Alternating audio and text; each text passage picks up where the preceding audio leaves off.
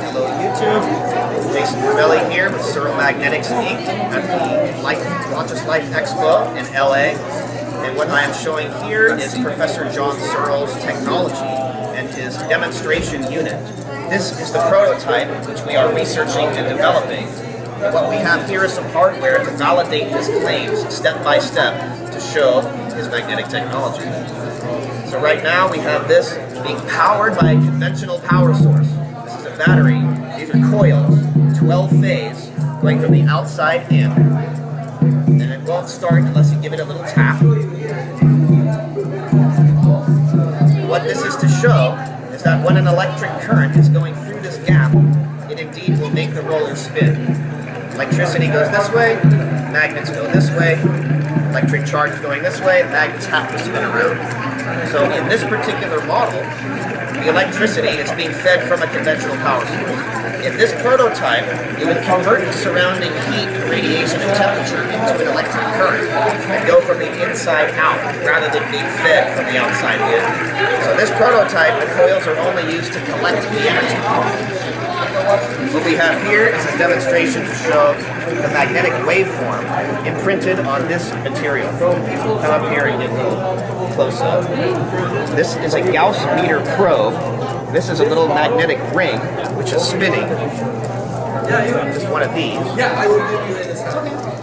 We can see that this is a magnet by using this magnetic viewing film. You can see that so-called line separating the north half from the south half of the magnet. And if you don't have a magnet, it's not going to show anything underneath. We want you to help with the demonstration. So normal magnets have that so-called line or a blotch wall around this, separating the north half from south. A normal magnet, if you have that spinning here, you'd see a flat line. This has a waveform imprinted on the material. So instead of just having north and south, The waveform just went off. Oh, there you go, thank you. There we go. Here we have a demonstrator. Next. Good phase, okay. It's heavy.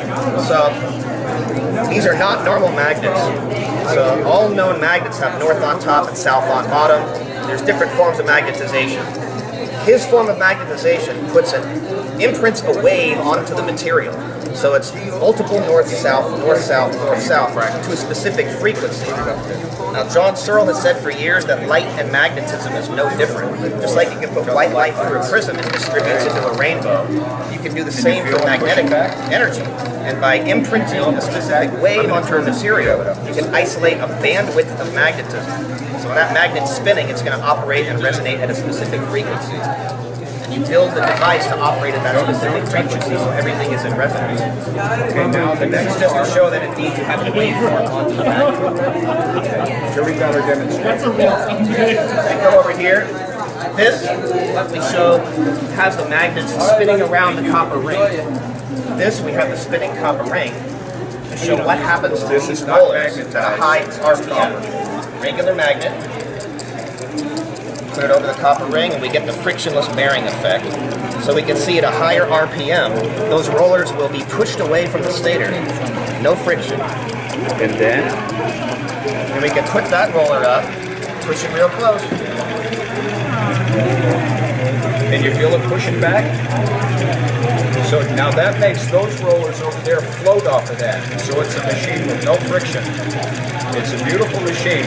If you bought one, you could give it to your great-grandkids. This is not a conventional technology. This is not a regular generator or a regular motor. This is a very different type of unconventional technology, exotic technology. So, we're here to show it to you, not to sell you anything, just to get known.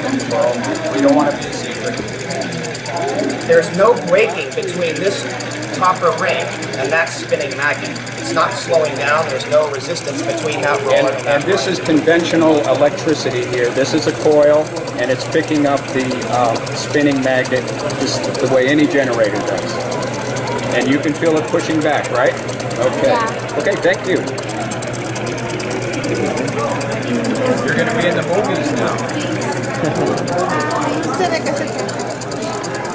There's a lot more to show. There's a lot more to discuss. John Searle, what I understand, has written over 100 books on a subject called the law of squares, which is like a 5,000-year-old concept at least, of low shoes magic squares or Vedic squares. So here we have all of these numbers lined up in a row. When you add up all these rows, you get that. When you add this row, you get a different number. You add this row, you get a different number. So how can you rearrange these numbers so that when you add them up, it'll all equal the same sum? No matter which way you add them, they'll all equal 34. Add these four, add the corners, add them diagonal, all 34. What this is to represent is to show that we are using conventional electricity. Ordered energy in gets you disordered energy out. So if you put that energy in seemingly random order, you're going to get ordered energy out. Random, hot, ordered, cold.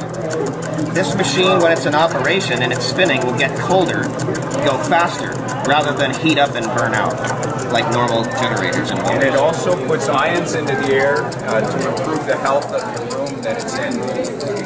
Well, I'd say that it doesn't put ions in the air, but rather it promotes a negative charge, which then the particles that are already there become negatively charged. But that it does not emit negative ions, but rather it negatively charges the particles that are already around it.